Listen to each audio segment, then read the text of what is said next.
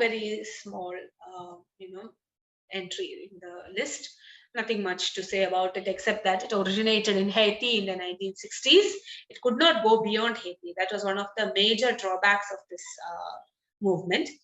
Poets like René Philoctete, Jean-Claude Vignolet, and Frank Etienne, these were the major figures and perhaps the only figures in spiralism. Okay, now spiralism is known as a biomimetic movement.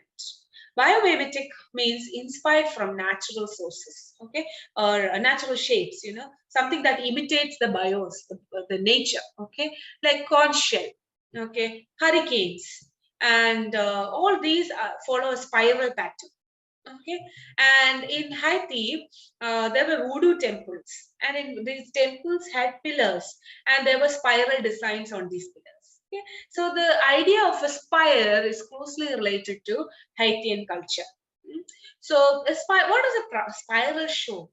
A spiral goes like it's big here and then goes down, down, down, and there's a small point in the middle. Okay, so it shows expansion. Okay, from inside out it shows expansion and outside growth, and it shows a certain kind of interconnectedness.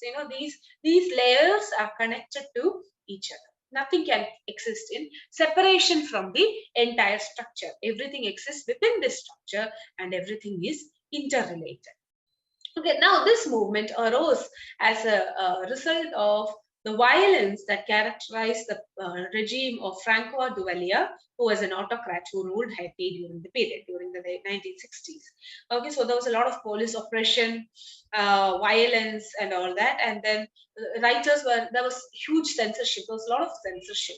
So spiralism emerged as a reaction to all this. Okay, now as such, you see elements of Haitian culture, including images of the spire, images of violence, images of conch shells, which are closely associated with the Haitian cultural scenario. And poets wanted to be anarchists. Okay, they wanted to demolish myths. They wanted to demolish the existing systems. They want to write about things new. They wanted to bring a new life to Haitian culture, which was reeling from the rule of an autocrat. Now, it's based on the idea that the universe is very chaotic and unpredictable. Okay, the spire does not have an end. It can go on and on and on and on and on. Okay, so life is chaotic, but everything is interrelated. Okay, so generally we think of things in a linear way. Okay, this linear time is ruptured by the spiral. Okay, in spiralist poetry, the time moves like a spiral. Okay, the time is interconnected and there is no linearity to time.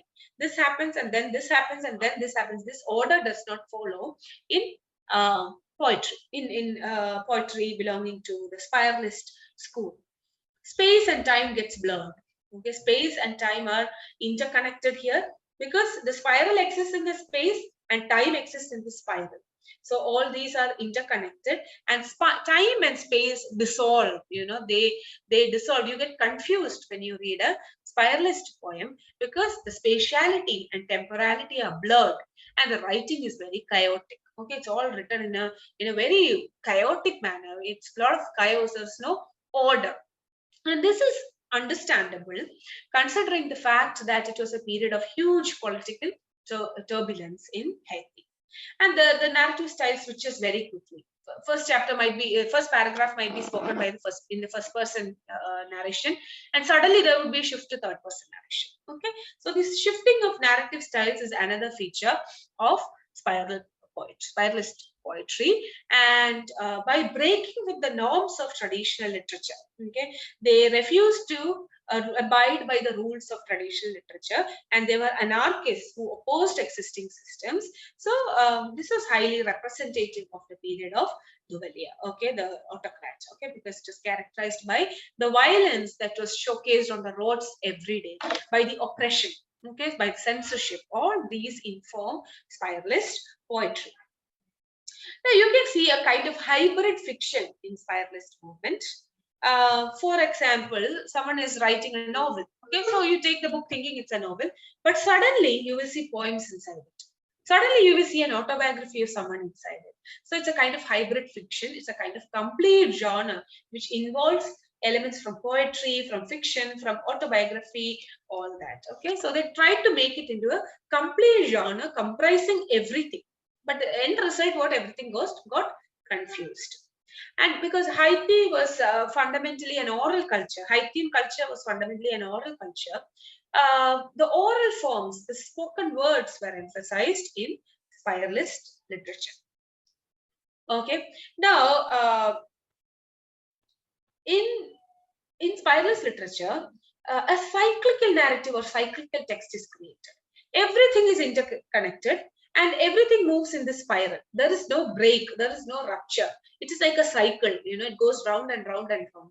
So the literature is also cyclical, it keeps on going. There's no end as such, and it accepts ambiguity. There is no solution to things in spiralist literature. Okay, and the hierarchies that human beings make are challenged.